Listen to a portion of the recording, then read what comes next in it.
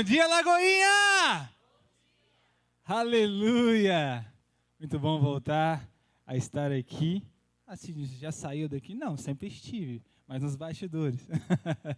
Então é muito bom poder hoje trazer uma mensagem de Deus para a tua vida. Você veio aqui ouvir a voz do Senhor? Diga amém. Eu também. Então vamos ouvir junto? Feche seus olhos aí no nome de Jesus. Pai, nós te adoramos, ó Deus. E essa palavra é tua e não minha. E o meu pedido, Senhor, é para que cada um que entrou neste lugar não saia da mesma forma que entrou, mas completamente transformados por Ti. Que o Senhor se manifeste aqui neste lugar. Que a partir de agora, Senhor, o Senhor venha derramar sobre cada um que está neste lugar uma porção dobrada do Teu Espírito Santo. Que os nossos ouvidos, nossos olhos e o nosso coração esteja atento à Tua voz. No nome de Jesus. E aquele que crê diz amém? Amém. Aleluia. Eu trouxe um negocinho, tinha colocado aqui, tiraram. Ah, você tirou? Ô, minha irmã, seja usada pelo papai.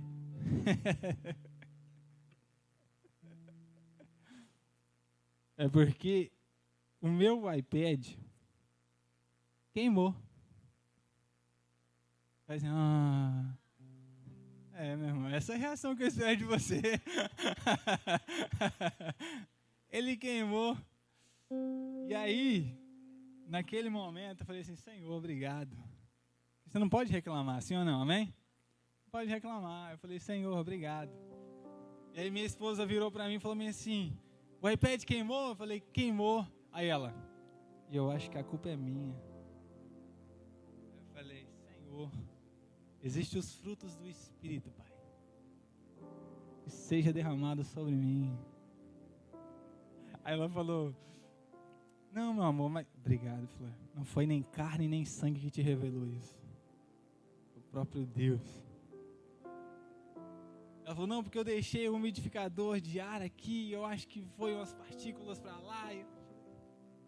Amém, você que me deu de presente mesmo. Tá certo. Existe uma frase que diz assim, Deus deu e Deus tomou.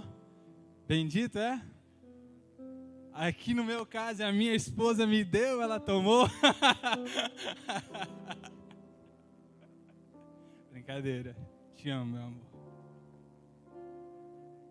Hoje eu quero trazer uma mensagem de Deus para a tua vida, que se encontra no livro de Atos. Atos, capítulo de número 6. Quem encontrou, diga, eu amo a Bíblia. Quem não encontrou, diga, eu amo também. Atos, capítulo de número 6, versículo 8. Nós vamos contar a história de um homem que ele não tem história antes desse acontecimento. Seu nome é Estevão. E diz assim, Estevão, homem cheio da graça e do poder de Deus, realizava grandes milagres e sinais no meio do povo. Contudo, levantou-se oposição dos membros da chamada sinagoga dos libertos, dos jebuseus, e minha vista...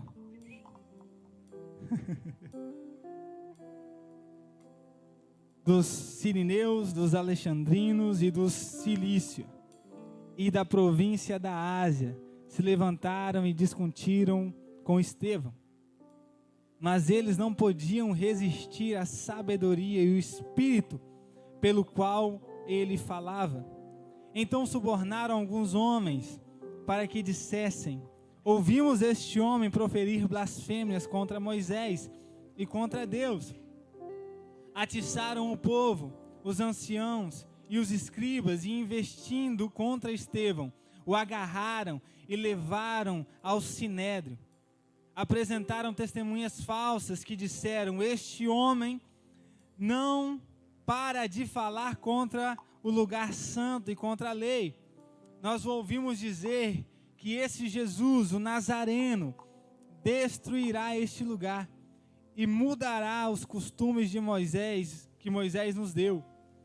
Todos os que estavam sentados no sinédrio, fitando os olhos em Estevão, viram o seu rosto, como se fosse o rosto de um anjo. Só até aí. Agora, toda vez que você ouvir alguém dizendo assim, o seu rosto parece o rosto de um anjo, sabe que é o Espírito Santo na sua vida, amém? A Bíblia, ela não vai falar de Estevão no período antes desse acontecimento, mas existem especulações, e pela história, vai dizer que Estevão, ele estava no meio dos 70, repitam comigo, nos 70. Os 70 que foram enviados por Jesus. Só que esse é um marco histórico na vida de Estevão e também na vida da igreja. Assim como Jesus foi um marco temporal, porque tudo aconteceu antes de Jesus e Jesus, ele foi o marco temporal. Estevão também, ele foi o marco temporal da perseguição à igreja. Foi a partir de Estevão, o primeiro mártir por Cristo, começou-se a caçar todos aqueles que proferiam o nome de Jesus. E isso continua até hoje, porque eu e você somos perseguidos, amém? Sidney, eu não sou perseguido, então você está com defeito de fábrica, a gente vai ter que conversar depois do culto. E você tem que ser perseguido, tem, porque Jesus disse para mim e para você, que por causa do meu nome, digam comigo, por causa do nome de Jesus. Estevão, ele falou tanto, que os homens falaram para ele, cala a boca, para de falar. Capítulo 7 do livro de Atos, Estevão, ele vai condensar toda a palavra, toda a Bíblia em uma mensagem. Se nós lermos o capítulo de número 7, quando ele começa a discursar diante do Sinédrio, ele vai fazer algumas afirmações e vai trazer à memória daquele povo aquilo que já estava escrito. No versículo de número 2, no capítulo 7, versículo 2, quando Estevão ele começa a falar, ele está fazendo uma referência a Gênesis capítulo 12. Quando Abraão é chamado por Deus e Deus fala, ei, sai da tua terra, do meio da tua parentela, e vai para a terra que eu te mostrarei. Repita comigo assim, aleluia. Ela está cheia da presença ali. Quem está cheio da presença? Aleluia. A palavra do Senhor vai dizer que o Senhor fala por intermédio das crianças. Que delas é o reino dos céus.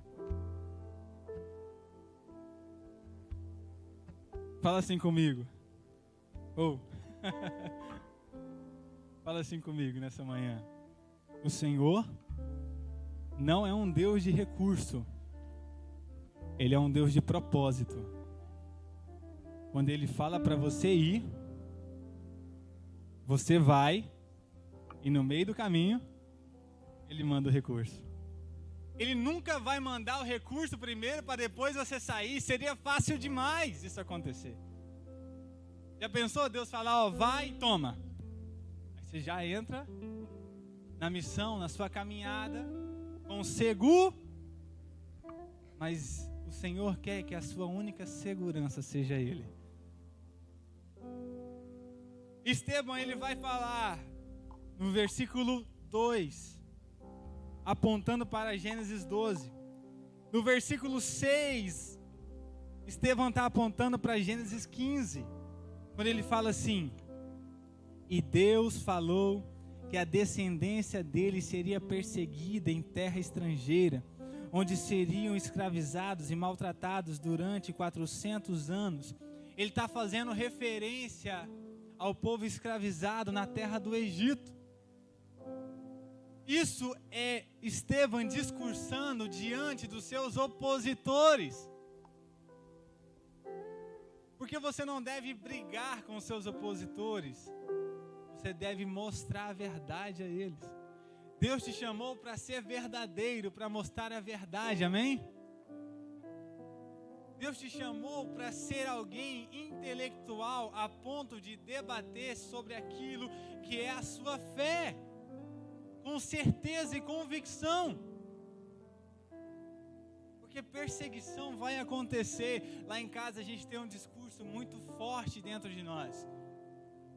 Todas as vezes que algo acontece, ou há uma muralha, ou há uma rocha, ou há qualquer coisa diante de nós, que parece ser pesado demais, a gente vira um para o outro e fala bem assim: Jesus, ele foi perseguido? Foi perseguido. Jesus, ele foi traído? Foi traído. Jesus, ele foi crucificado? Foi crucificado. Jesus, ele foi morto? Foi morto. Então eu não devo esperar nada menos do que isso na minha vida. Então, se isso acontece, meu irmão, você está no caminho certo. Sacode aí quem está do seu lado e diga assim: você está no caminho certo.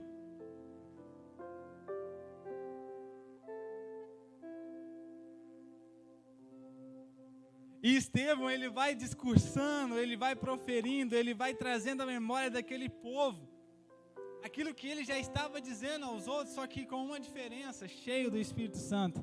Tem alguém cheio do Espírito Santo aqui nessa manhã? Aleluia! E eles começam a ouvir aquilo, e ele vai discursando, e eu poderia falar aqui para você tudo.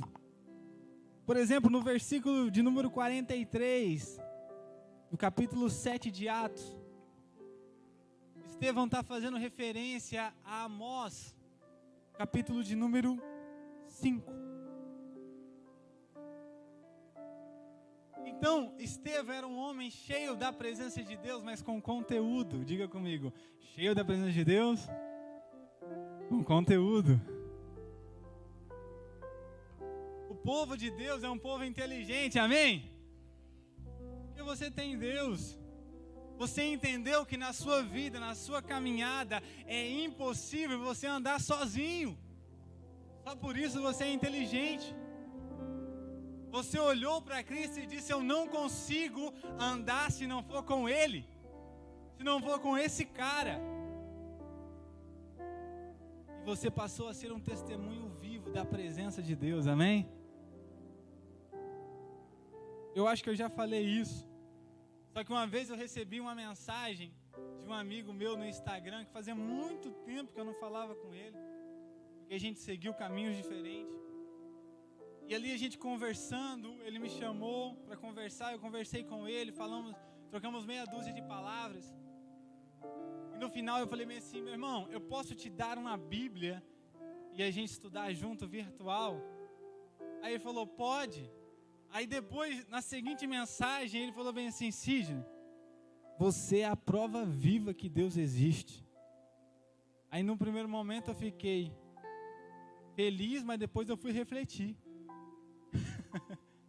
Porque ele falou assim: quem te conheceu no passado, ouvir você falando de Jesus, meu irmão, só Jesus vai fazer isso na sua vida. Aí eu falei: eu não me lembrava que eu era tão terrível assim não. E ele falou: cara, é impossível olhar para você e não ver que alguma coisa te mudou. E eu falei: que bom. Aí depois eu saí dali, chorei. Falei com a minha esposa, a gente chorou junto. Falei: a gente está no caminho certo. Eu estou com a pessoa que está do seu lado e diga assim: você está no caminho certo.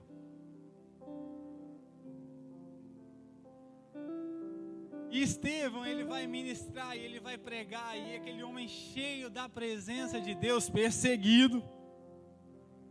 Porque uma pessoa cheia da presença de Deus vai ser perseguido. Seus opositores olhando fixamente para ele, igual vocês estão olhando para mim, só que vocês não são opositores. E chega em um determinado momento que Estevão começa a ver aquilo que ele está pregando. Estevão estava tão cheio da presença de Deus que ele começa a ver aquilo que ele estava pregando. Olhe para a pessoa que está do seu lado e diga assim: quando você começar a ver aquilo que você está falando, você vai entender.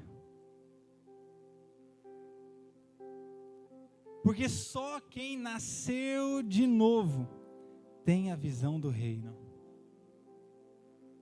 Só quem nasce de novo tem a visão do reino.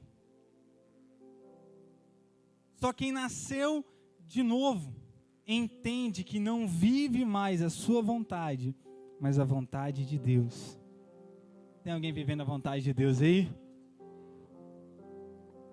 Só quem nasceu de novo tem a visão do reino. Só quem nasceu de novo entende que não faz mais a sua vontade e vive a vontade de Deus. Só quem nasceu de novo entende que está crucificado em Cristo e já não existe mais livre-arbítrio.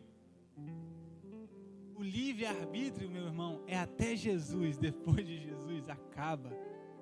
Até você chegar aos pés de Jesus, você tem livre-arbítrio de escolhê-lo ou não. Mas quando você o escolhe, o seu livre-arbítrio é fechado e guardado. E agora você já não faz as suas vontades, mas a vontade daquele que te chamou. Repita comigo assim: eu já não tenho mais livre-arbítrio. Você é servo. Você vive a vontade desse Deus.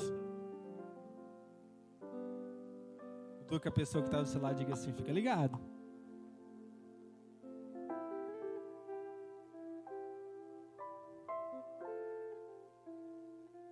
E isso é tão real na minha vida e na tua vida, que você toma decisões fictícias, se assim eu posso dizer. Porque você não quer, mas você acaba cedendo, porque é isso que o Senhor quer para a sua vida. E quando você vê, você já está lá no meio. Ó, estou aqui. Você acha que eu queria sair do Peru e voltar para o Brasil? Não. Nós entramos em crise em casa, quando Deus falou bem assim, ó: volta para o Brasil. E por que você entrou em crise, Cid? Porque no Peru, o primeiro ano da nossa vida no Peru foi terrível. A gente chegou lá, fomos morar 30 dias num hotel, porque nós nem sabíamos que ia ficar lá. Faltando 5 dias para a gente voltar para o Brasil, Deus falou: fica, porque eu tenho algo com vocês aí. Ela volta, minha esposa volta, trabalha, vende as coisas, organiza a nossa vida e volta, e eu fico lá naquele hotel. Depois de 30 dias a gente vai para a nossa casa, um apartamento que a gente aluga, e a nossa primeira noite, sabe onde que foi? No chão, porque a gente não tinha colchão. A gente jogou as nossas roupas assim, ó, no chão, colocamos a única coberta que a gente tinha, nos embrulhamos com o roupão e nos abraçamos a noite inteira para ver se esquentava, porque onde a gente morava, todos os dias à noite faz 0 grau. E diferente do Canadá, lá não tem aquecedor em casa. Lá é concreto e o chão é assim, é piso, não é madeira. Foi a noite mais longa da nossa vida. Quando deu 6 horas, ela olhou para mim e falou: vamos levantar? Eu falei: vamos. Ela viu a noite passar, é melhor ficar orando que tentar dormir. E as coisas foram passando e foi acontecendo, Deus foi abençoando. E quando a gente tinha tudo, casa, tudo. Imagina você, mulher, com tudo aquilo que você sonhou na sua vida. Geladeira 2 portas, de inox. A sua melhor amiga, lavadora de roupas. A sua segunda amiga, lavadora de pratos. Não tinha lavadora de prato, mas tinha lavadora de roupa.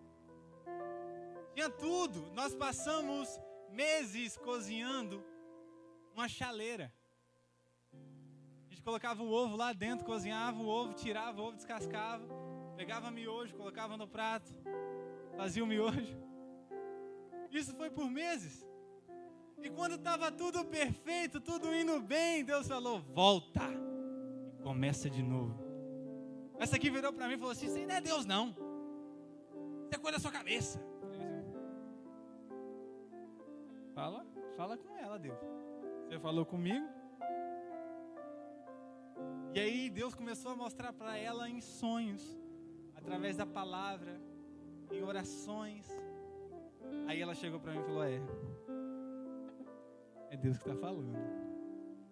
Eu falei, então vamos. Vendemos tudo que tínhamos.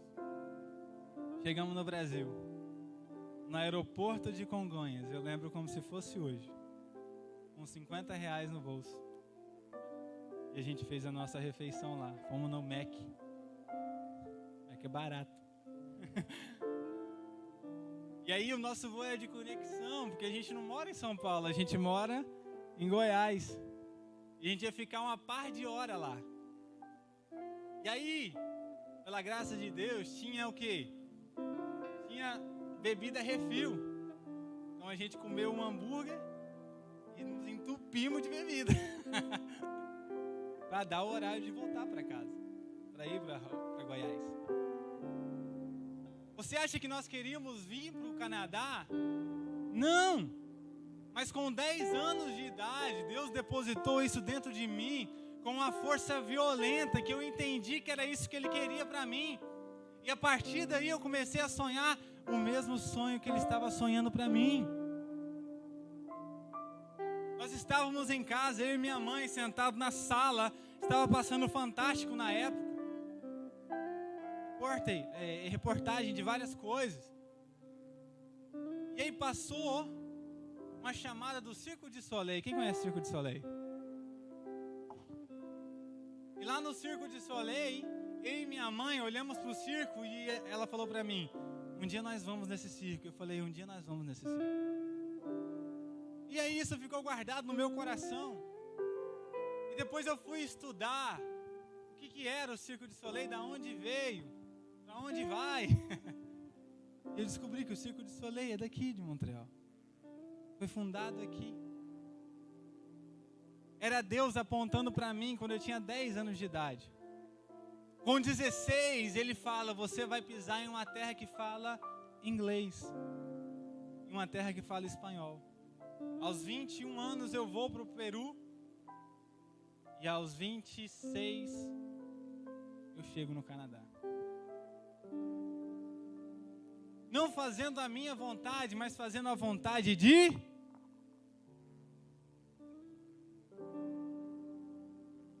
Depois que eu entendi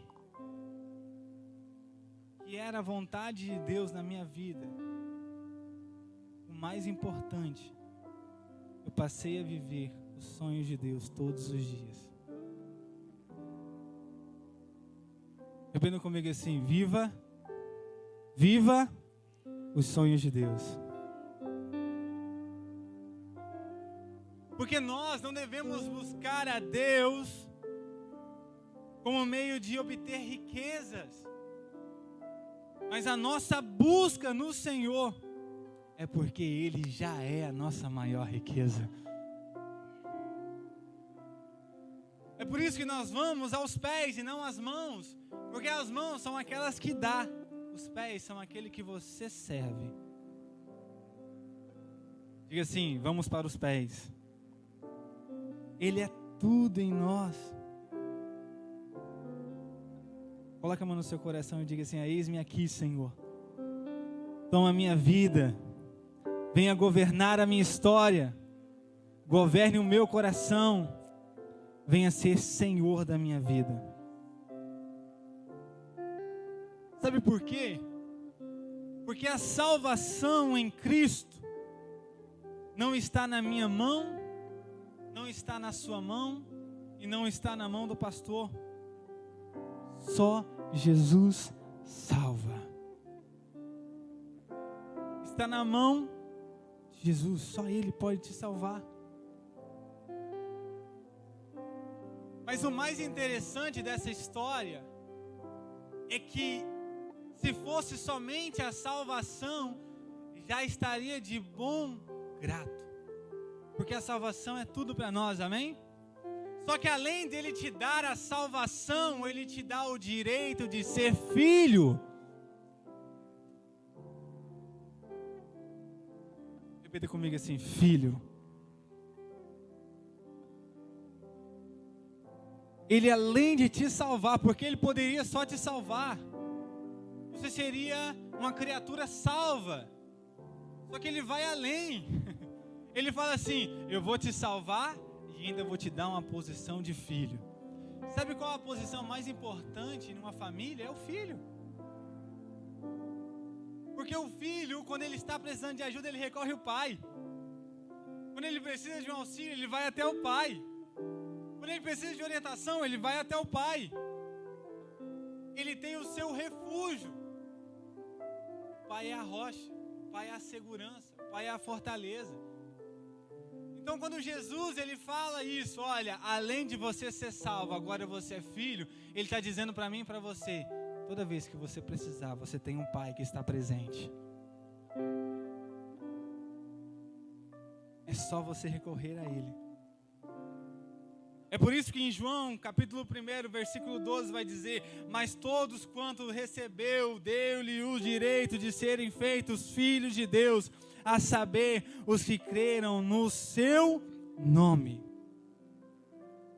Nenhum homem, por mais ilustre que seja, pode fazer você se tornar filho de Deus. Ninguém pode chegar para você agora, de manhã, e dizer assim, ó, seja filho de Deus. Não. Eu posso te falar, receba a misericórdia do Senhor, receba a graça do Senhor, receba o poder do Senhor, mas eu nunca vou poder dizer, seja filho de Deus. Porque isso não está na minha mão. Não está na mão dos patriarcas, não está na mão da próxima geração. Isso só quem pode te dar é Cristo. E Ele já te deu. É de graça. Mas não foi de graça. Repita comigo, é de graça. Mas não foi de graça.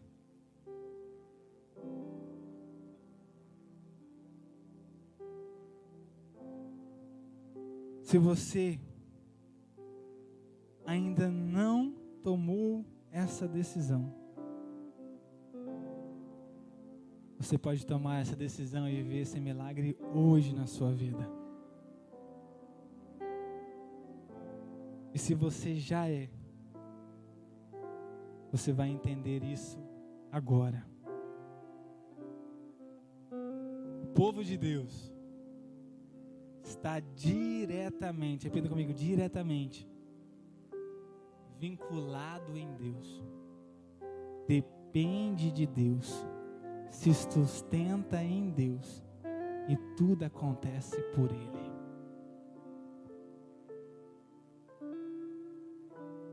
É por isso que eu e você devemos olhar para a Bíblia, para Jesus, com um olhar mais complexo do que aquilo que nós olhamos cotidianamente.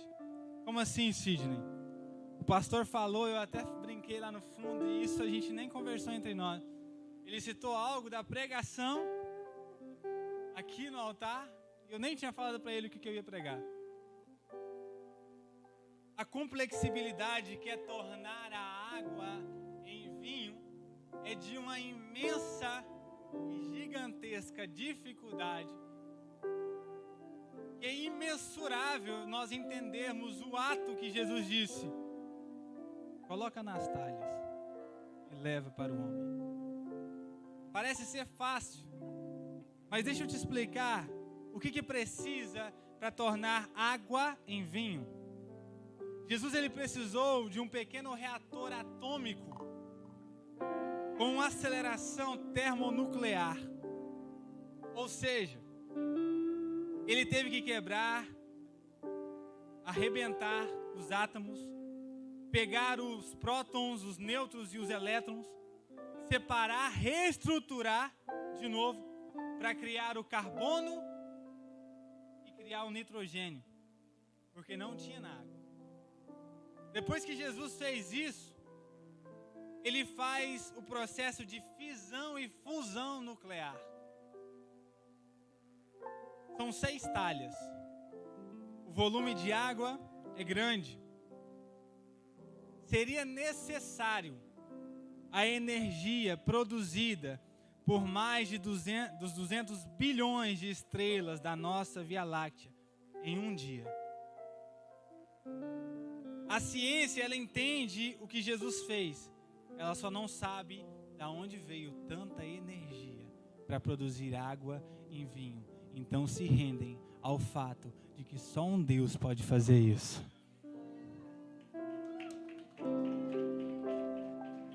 Tá vendo a complexibilidade do que é transformar uma água em vinho?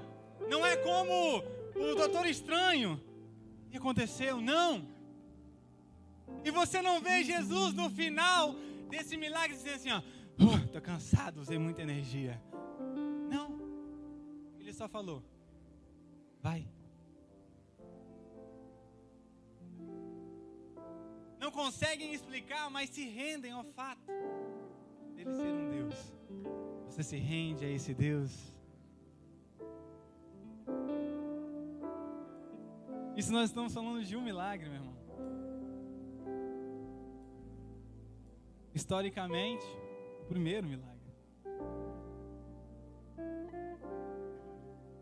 Agora falando da Bíblia. A Bíblia, ela é 66 livros, 39 no Antigo Testamento, 27 no Novo Testamento. Escrito por mais de 40 autores, repita comigo, 40 autores. Na maior variedade de estilos literários. Por exemplo, o livro de Atos que nós estamos lendo é um livro histórico. Ele conta os fatos e os relatos dos apóstolos por intermédio do Espírito Santo. E no livro de Atos tem 84 fatos, repita comigo, fatos, que são inubitáveis. Isso é provado historicamente ou pela arqueologia. São 66 livros escritos num período de 1.500 anos. Repita comigo, 1.500 anos. Em lugares totalmente diferentes.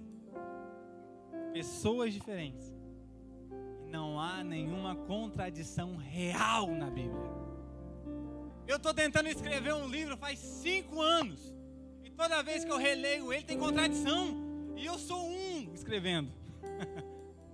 Nós estamos falando de 40 que escreveram durante 1.500 anos. E não tem uma contradição real na Bíblia. Agora, pasmem. O cristianismo, a nossa fé, é o único, repita comigo, único. É a única religião na face da terra. É a única religião no mundo que pode ser investigável. Que alguém pode sentar e debruçar e entender e pesquisar e até tentar destruir a nossa fé. Porque é o único que pode ser investigado. 1 Coríntios, capítulo 15, primeira carta aos Coríntios, capítulo 15, versículo 14, é impressionante isso. Olha aqui que o Paulo está dizendo. E se Cristo não ressuscitou, é vã a nossa pregação e a fé, e é vã a fé que vocês têm. Vou repetir porque você não entendeu. Se Cristo não ressuscitou, é vã a nossa pregação. Aí ele vai dizer mais. E se Cristo não ressuscitou, é vã a fé de vocês. Paulo está colocando todo o sistema religioso em uma frase. Se isso não é verdade, se aquilo que a gente prega, se aquilo que a gente vive, se aquilo que a gente crê não é verdade, pode acabar com essa religião. Pode acabar com esse movimento. Ele está dizendo, ei, se até hoje você não acreditou que Jesus ressuscitou dos mortos, habita dentro de você, te usa e mudou a sua história, é vão. Isso é poderoso demais. Mas mais poderoso do que isso, não é aqueles que viram. Sabe por quê? Porque a minha fé e a sua fé não é uma ficção. A sua fé não é uma brincadeira, não está baseada em algo vão, não está baseada em um abstrato, está baseada em algo real, sólido, que é Cristo.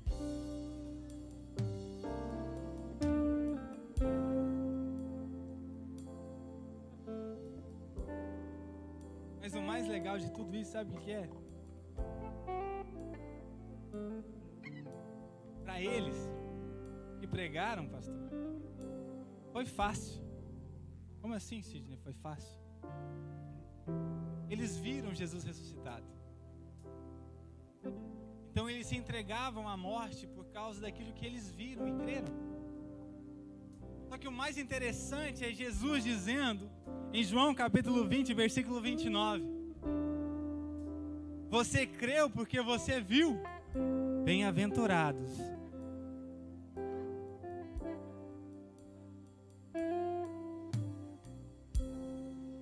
Sidney, quem que são esses? Que não viram, mas creram. Eu e você. Nós não vimos o Cristo ressuscitado, mas nós sentimos Ele. Nós não vimos o Cristo que ressuscitou, mas nós vivemos por Ele. Ele está dizendo, ei, vai ter uma geração que não vai me ver aqui ressuscitado, mas vai crer e vai ser bem-aventurado por onde passar, por onde caminhar, aonde colocar as mãos. É por isso que Cristo vai dizer para mim e para você, aonde você colocar as plantas dos seus pés, tomará como posse aquela terra, aonde você colocar as suas mãos, haverá prosperidade, porque nós somos bem-aventurados. E sabe o que é ser bem-aventurado, meu irmão? É viver uma boa aventura com Cristo. Essa é a palavra, bem-aventurança. Isso que significa bem-aventurado.